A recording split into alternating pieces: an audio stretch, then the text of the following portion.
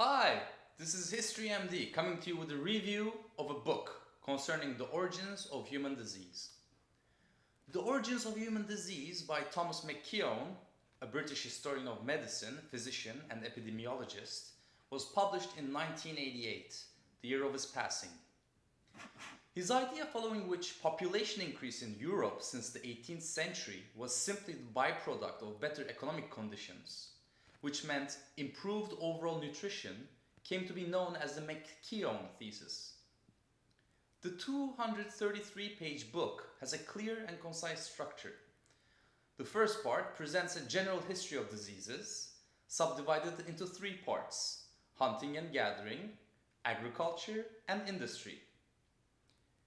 The second part of the book concerns the origins of diseases, also subdivided into three parts: prenatal diseases, diseases of poverty, and diseases of affluence. Finally, the third and final part of the book concerns disease control, again subdivided into three parts concerning prenatal diseases, diseases of poverty, and diseases of affluence. For McKeown, some of the key discoveries in the history of medicine relating to diseases were the recognition that modern humans are genetically the same as our ancestors living hundreds of thousands of years ago, even though our living conditions have changed drastically.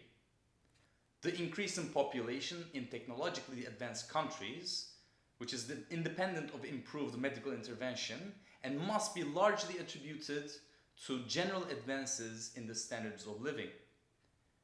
The discovery of the nature of infections and their prevention by increased resistance and reduced exposure.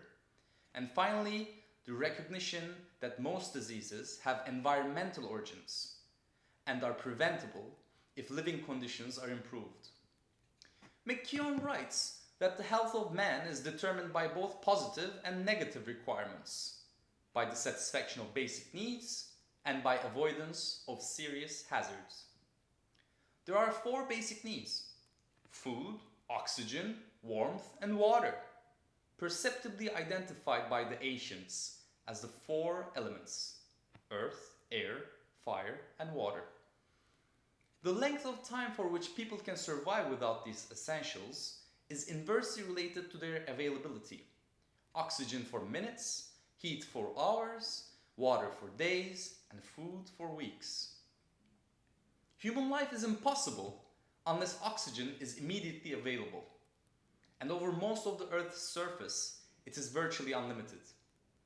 Warmth and water are almost equally as necessary for immediate use, and it is only to a limited extent that man needs to increase the amounts of these essentials.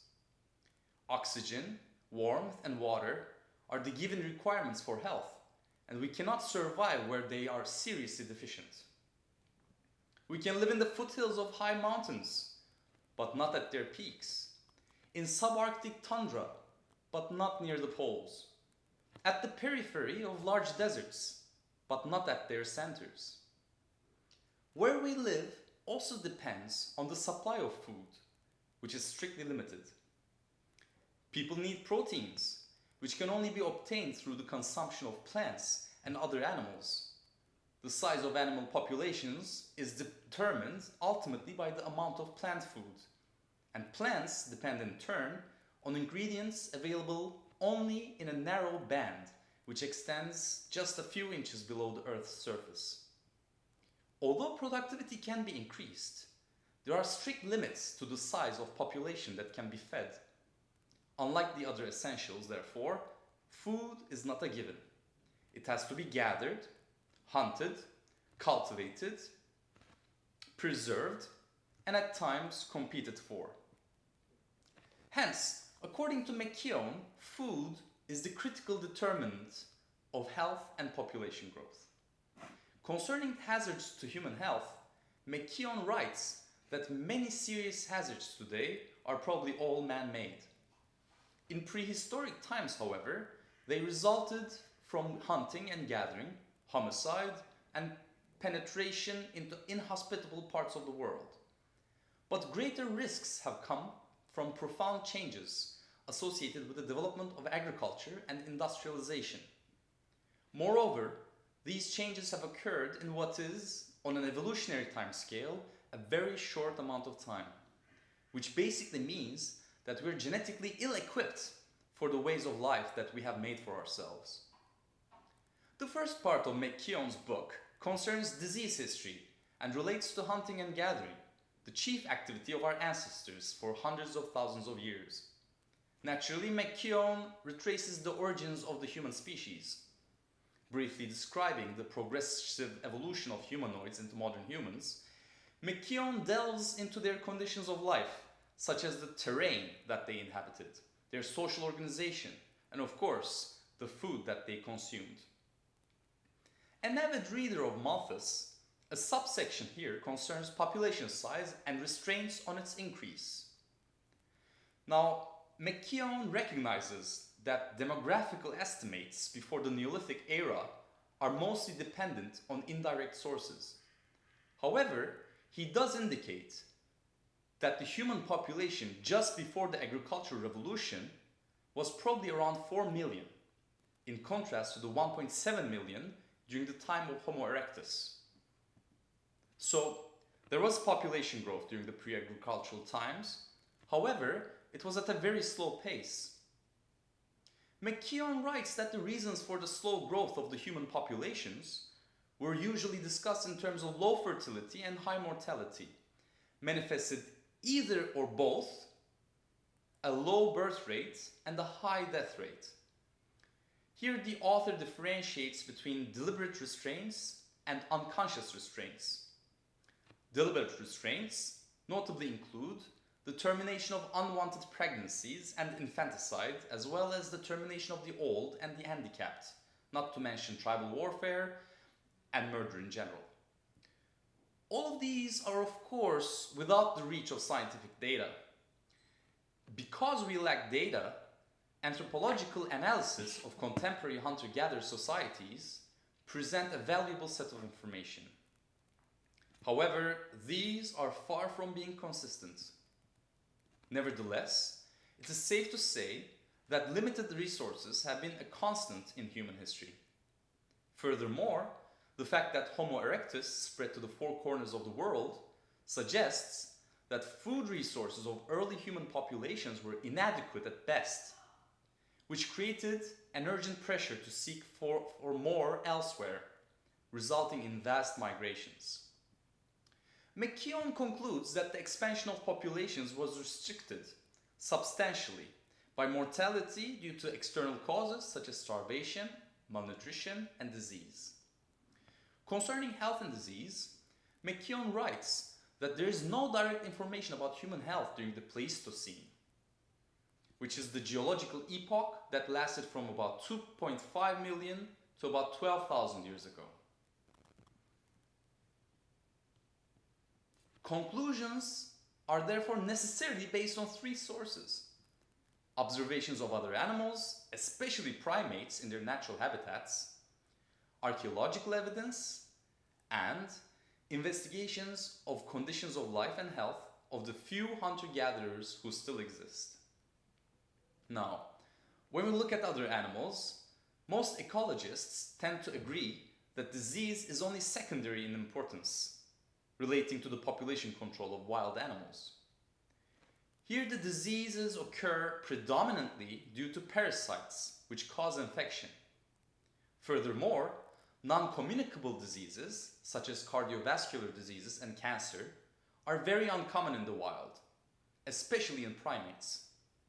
Studies suggest that spontaneous tumors in free-living animals are also rare.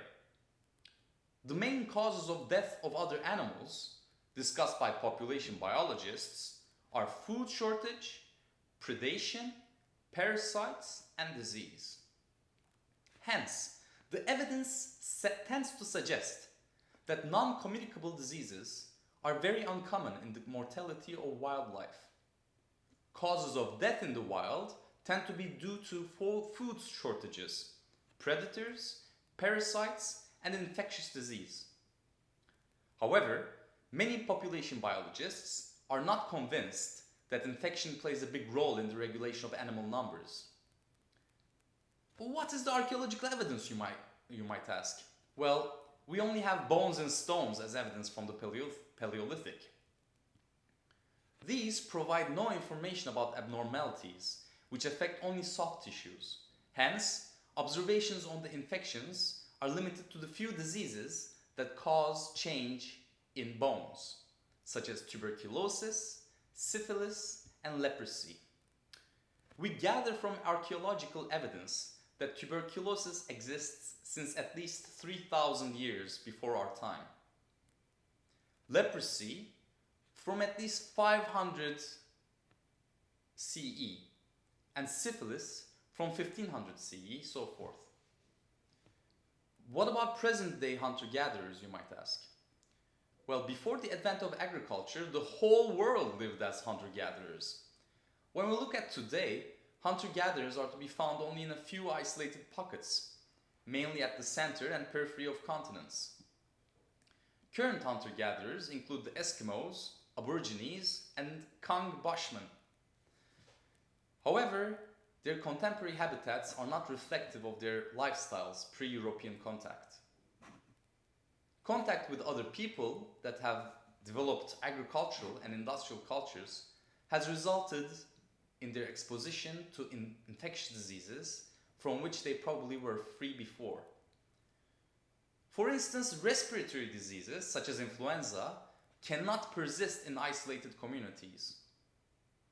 It is also safe to say that many chronic diseases of developed countries, such as hypertension, cardiovascular disease, cancer, obesity, diabetes, dental caries, etc., are either rare or completely absent from these communities. Although we should remember that most hunter-gatherers do not live to the ages at which these diseases are common. But what about their nutrition? Malnutrition is rare, and starvation occurs only infrequently. Kang Bushmen, for example, are reported to live relatively well, with just a few hours of daily hunting and gathering. And the Hadza of Tanzania are said to be better off than their agricultural neighbors. It is from such diverse and inadequate materials that we must try to draw some general conclusions about human health during the Pleistocene.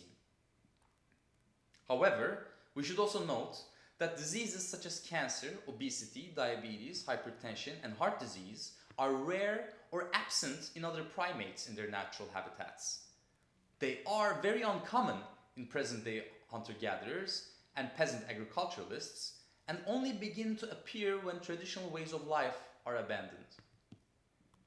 McKeown goes on to say that as early man lived in small bands with infrequent contact with other close bands, numbers were not large enough to maintain directly transmitted microparasitic diseases. Under such conditions, many of the diseases which were prevalent in the historical period could not have existed, such as measles, smallpox, whooping cough, polio, as well as most intestinal and respiratory infections. These diseases are characterized of generalized human viral infections, for which there is no other animal host, and in which latency and recurrent infection does not occur. McKeown concludes that in spite of occasional dramatic exceptions, early man, like other animals, generally lived his life in balance with his pathogens, which only have serious effects at time of ecological imbalance. For almost the whole of his existence, man's ability to control his environment and limit his numbers was insufficient to enable him to advance his health significantly. And as such, death rates were high and life was short. The predominant non-communicable diseases of today, such as cancer, heart disease, and diabetes, were rare or absent, except for arthritic conditions and disabilities from injuries caused by hunting and other accidents. So in short, our hunter-gatherer ancestors may be said to have been relatively healthy. It was the lack of food which was chiefly responsible for a high death rate and a slow rate of population growth. Hence, for McKeown, it was food deficiency that limited numbers and prejudiced health. Do you agree with them? Next, we tackle the second chapter of the first part of the origins of human diseases related to agriculture. If you like the video, be sure to leave a thumbs up, hit that subscribe button, and state your historical emergency in the comments below. Thanks for watching!